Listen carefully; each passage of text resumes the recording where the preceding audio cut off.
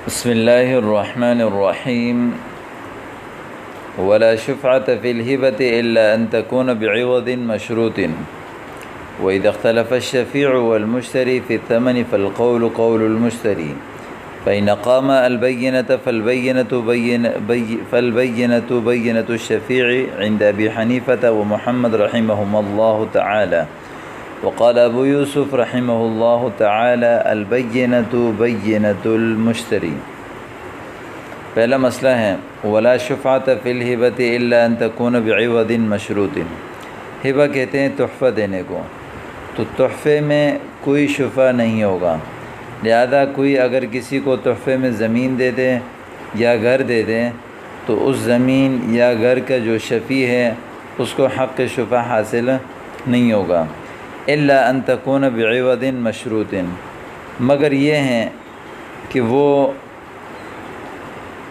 کسی عوض کی شرط کے ساتھ ہو. مثال کے طور پر میں نے کسی کو تحفے میں زمین دے دی، لیکن میں نے شرط لگا دیا کہ آپ مجھے اتنی چیز دیں گے یا آپ مجھے اتنا پیسہ دیں گے، اس شرط پر میں اپنی فلاں زمین آپ کو تحفے میں دیتا ہوں. تو جب یہ عوض کی شرط لگائی تو اس عوض کی شرط لگانے کی وجہ سے جیسے ہی دونوں جانبین میں سے ایک دوسرے کو دونوں چیزیں دے دیں گے، زمین والا زمین دے دیں اور عوض اور جس کو تحفے میں دیا ہے وہ شخص جو ہے اس زمین کا عوض دے دے، تو پھر جو ہے حق شفع حاصل ہوگا. ولا شفعۃ فی الہبۃ، ہبہ میں شفع نہیں ہے، اس لیے کہ ہبہ میں جو ہے وہ صرف تحفہ ہوتا ہے، زمین تو دی جاتی ہے لیکن وہ مال کے بدلے میں نہیں ہوتا. الا ان تکون بعوض مشروط، مگر یہ ہے کہ اس میں عوض کی شرط لگائی گئی ہو، تو نفس شرط لگانے کی وجہ سے بھی شفع نہیں ہوگا جب تک کہ وہ عوض ادا نہ کر دے. ٹھیک ہے، جب عوض ادا کر دے گا تو مبادرۃ المال بالمال کا تحقق ہو جائے گا. جب مبادرۃ المال بالمال کے بدلے میں زمین بک گئی تو پھر اس وقت حق شفع حاصل ہوتا ہے. دوسری صورت یہ ہے کہ وَإِذَا اخْتَلَفَ الشَّفِيعُ وَالْمُشْتَرِي فِي الثَّمَنِ، شفیع اور مشتری کا اختلاف ہو جائے قیمت کے بارے میں. مثال کے طور پر شفیع کہہ رہا ہے کہ اس کی قیمت 5,000 ہے اور مشتری کہہ رہا ہے کہ اس کی قیمت 6,000 ہے، تو فالقول قول المشتری، تو مشتری کا قول کا اعتبار ہوگا. مشتری جو کہہ رہا ہے اسی کی قول کا اعتبار ہوگا، اس لیے کہ زمین اسی کی ہے اور قیمت اسی نے ادا کی ہے، تو جو وہ کہہ رہا ہے اس کی بات کا اعتبار کیا جائے گا. لیکن فَإِنْ أَقَامَ الْبَيِّنَةَ، مشتری نے اپنے دعوے 600 پر دلیل قائم کر دیا اور شفیع نے اپنے دعوے 500 پر دلیل قائم کر دیا.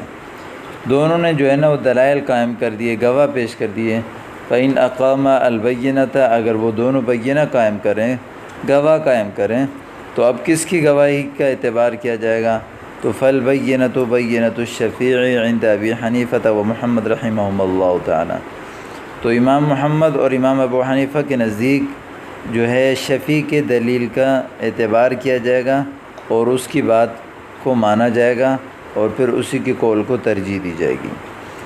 اس کی وجہ یہ ہے کہ صاحبین فرماتے ہیں کہ اس مسئلے میں اگر غور کیا جائے تو شفیع جو ہے وہ مدعی ہے، دعویٰ کر رہا ہے 500 کا، اور مشتری جو ہے وہ مدعی علیہ ہے.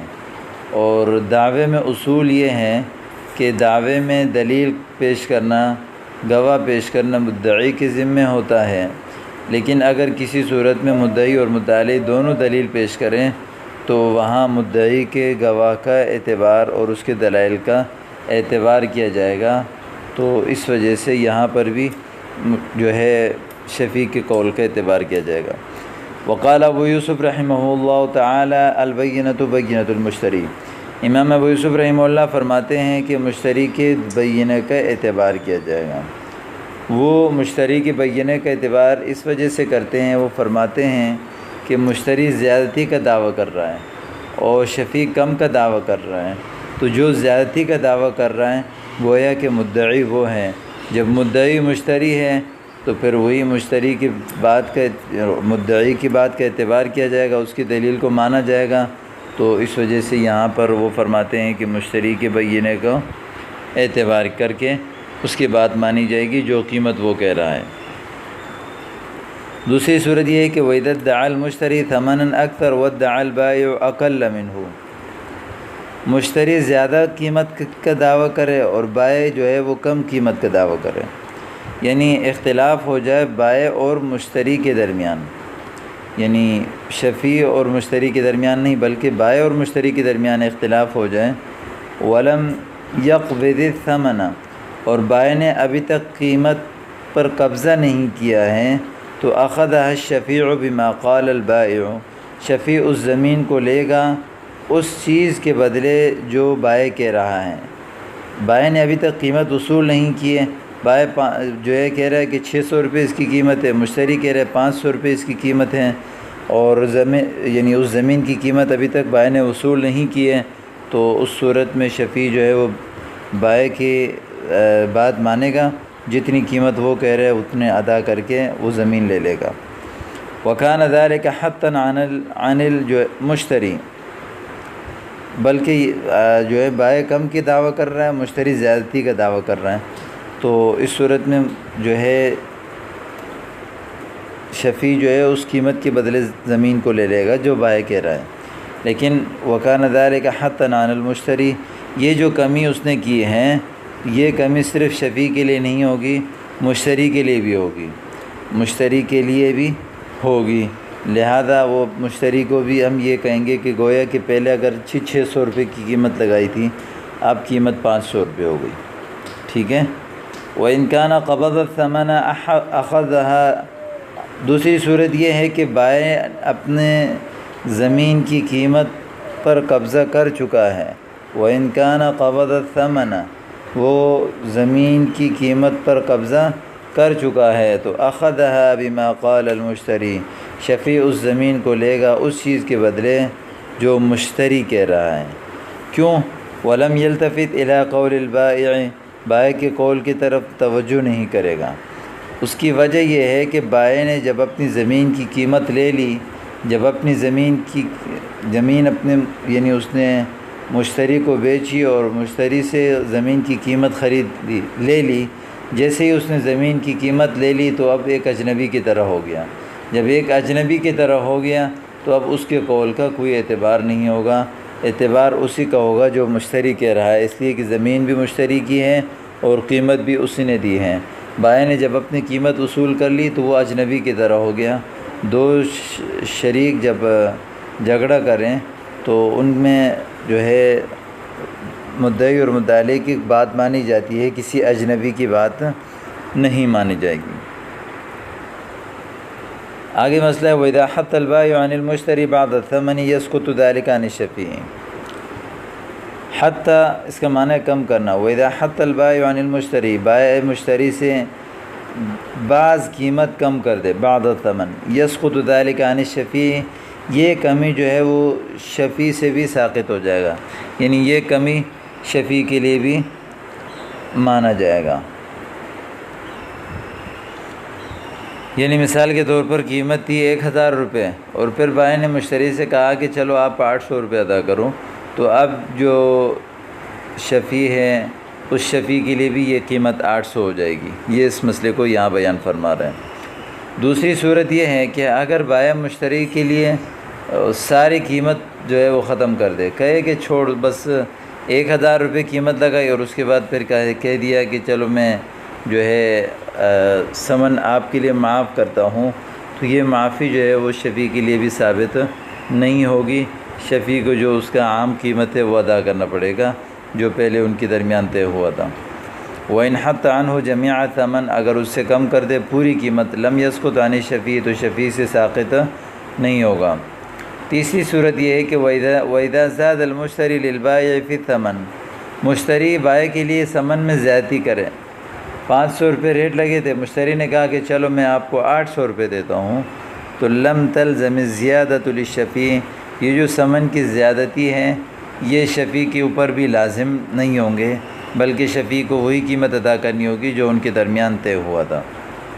ٹھیک ہے، تو یہ مسئلہ بھی حل ہو گیا۔ اگلا مسئلہ یہ ہے وَإِذَا اجْتَمَعَ الشُّفَعَاءُ فَالشُّفْعَةُ بَيْنَهُمْ عَلَى عَدَدِ رُؤُوسِهِمْ وَلَا يُعْتَبَرُ بِاخْتِلَافِ الْأَمْلَاكِ۔